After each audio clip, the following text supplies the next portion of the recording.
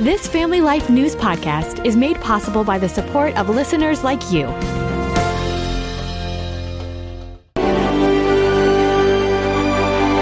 Helping men, young and old, through the power of the gospel. Welcome back to another edition of Hometown Heroes on Family Life. I'm Mark Webster, and this week's guests are Ray Rossler and Pat Fahey of the Buffalo Adult and Teen Challenge Ministry, providing hope and healing to those struggling with life control issues. Ray Rossler is the program supervisor. A lot of people know us as a drug and alcohol program, but we're not. Sobriety is a byproduct of getting right with the Lord, and that's what we do here. We take people in that have nothing, life controlling issues, homelessness, drugs, alcohol, and we give them the gospel and give them an environment with love to be able to show them that there's a better way, and the way is with Jesus. That's the big difference. There are a lot of good secular programs out there, yes, and they can probably go so far, and it can help a lot, but without that spiritual component. So for me, I'm a graduate of Teen Challenge myself. I finished the program in 2024. I wasn't saved when I came in here, and God worked on me through this ministry, and I had no idea what I was missing. That's what Teen Challenge can do. So Pat, give us your backstory. You're a customer, as it were. I'm one of the reasons we joke about it. I call it Adult and Teen Challenge, because I'm later on in my years. I came to the Lord as a teenager. Immediately changed directions in life, went into the ministry in the late 80s into the 90s and pastored a couple churches, and made a real bad decision in 1995 that cost me the ministry that I was a part of, and then later on cost me a many-decade marriage. I forfeited my marriage, I would say. It started with a song I heard that reminded me of an old friend that reminded me of a drink, and that turned into a 25-year crack cocaine addiction, which is something that I look back at and shake my head. I'd never want anyone to go through that. But coming into Teen Challenge in 2023 was the end to that cycle. It hasn't been a smooth 2+ years since I originally walked in the door, but I'm here today to tell you that God's delivering power is strong as today as it's ever been. I'm a living testimony that you can teach an old dog a new way, and a new way is to return to the Lord. I think my ministry today in the program here is to reach out to the ones that are backslidden, not primarily, but that's a group of people that I can relate to right away, that you feel as if you've traded in everything and you're the prodigal and you're out there in the fields. And if you'd listen and stop doing what you're doing, you could hear the footsteps of your Father that are coming towards you, that want to bring you back into the fold and bring you back into a place of deliverance and freedom again. I tell people when I'm out with Teen Challenge that my children got their dad back. And I've got 4 kids and 4 grandchildren that I can now look at in the eye, and they can see a clean, sober, God-fearing man today. And it's a direct result of what God did as a result of this program. It's never like Hallmark. It's never pretty easy. Oh, you're good. You're never a child going, I can't wait to get to Adult Teen Challenge when I grow up. You know what I mean? Like, that's not part of the original plan, but God put us through what we went through for a reason to bring us to this point. And my story was a little bit different. I didn't have a drug problem until I got hurt playing college baseball. I met pain pills, which turned into heroin, which I quit 11 years ago. I relapsed with alcohol and cocaine when my mom died from COVID-19. She literally died on Mother's Day of 2020, and it destroyed me. My whole life fell apart. I hid an addiction from an amazing woman that I was supposed to marry. Everything imploded on me. I was in the Catskills in a town called Phoenicia, literally blacking out every single day. Just didn't want to live anymore. Every time I woke up, I would curse God, like, why'd you wake me up again? And I didn't even have a relationship with him until then. And it started with hate, right? How could you hate somebody you never even knew? The woman, Christina, tracked me down in the Catskills and then told me I was going to get help. She was like, can you please try it? And I'm like, whatever, I'll go away for a week and then go back. Little did I know the journey I'd be taken on by coming here. It changed everything about the way I operate, the way I speak to people, the way I look at things. I see the positives. There's positives everywhere, even in the bad. You know what I mean? Like, God took my mother, but she's doing her best work up top right now. And I know that she's proud of what's going on here because I'm sacrificing to do the Lord's work now. And if you would have told me 2.5 years ago I would be a program supervisor in a ministerial program of discipleship, I would have said, you're the one who needs a psych ward, because that'll never happen. And here I am. And you cannot disobey God's will, because he will bring you back here whether you like it or not. Both of you are a good example of how the most powerful ministry from those who walk through the fire.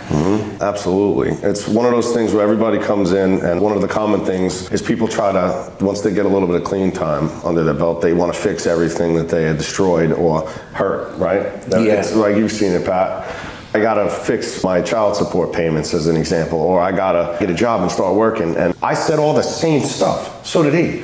Everybody who comes in says that. It's like, how many years did you mess up your life? What is a year getting right with the Lord right now? It's a year-long discipleship. But our doors aren't locked. You can leave anytime. So you're not trapped here by any means. But you got to stay long enough to be able to get right with God. Period. And then sobriety, like I said, is a byproduct. You start to hate sin, and you start to enjoy life in a different way. You mentioned your experience and how COVID really impacted you. And a lot of people have stories along those lines. The impact it had on mental health and alcoholism and you name it. People lost businesses, started drinking. Everybody was stuck at home. Boredom hit. People that maybe didn't realize how bad of an alcoholic they were did after COVID, because all they did was sit home and drink. You couldn't go out. You couldn't socialize. We definitely see the impact here, even still to this day. I'm just thank God every day that they're able to come through the doors, because it's not the same world anymore. People aren't making it in because they're overdosing. We had a Red Dot campaign. Pat was actually on the infomercial for that. We were showing the people all the fatal overdoses and all the non-fatals in Buffalo, and you couldn't see a speck of the map. It was all dots. People aren't surviving the overdoses because of fentanyl. Narcan, they have to hit you 3 or 4 times sometimes. And if you don't have that, there's nothing you can do. You can't throw them in a cold shower and have them come back. So we're not getting a lot of opiate addicts, when 10 years ago this place was full of opiate addicts. We're not getting that anymore because of the fentanyl, because it's so cheap, it's everywhere, and people aren't surviving overdoses. So people are dying instead of getting the help that they need. We've been seeing a lot more alcoholic and cocaine addiction rather than heroin, fentanyl. Give us a sense of what it's like from day one. Somebody walks in here, what do they start to experience, and how do you weave the gospel into that? You said that earlier, but there's great programs that are out there from a clinical aspect will deal with addiction. And the unfortunate thing is they're funded by insurance companies that will only allow you 14 or 28 days.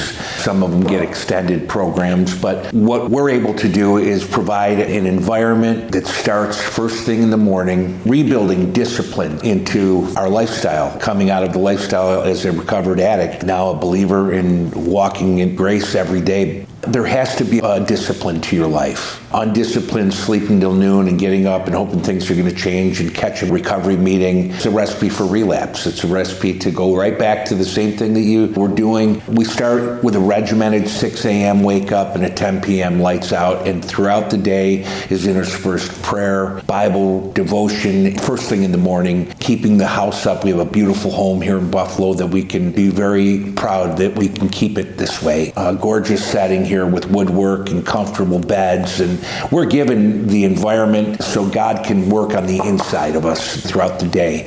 And then we can give of ourselves to food pantries and different ministries. It's a radical change for someone who's coming off the street or coming out of a rehab into here. Some of your rights are taken away. I have had the privilege of not having a cell phone ring every 2 minutes in my pocket. I surrendered that when I walked through the doors. I surrendered some of the daily normal freedoms. I can't just go turn a TV on when I want to.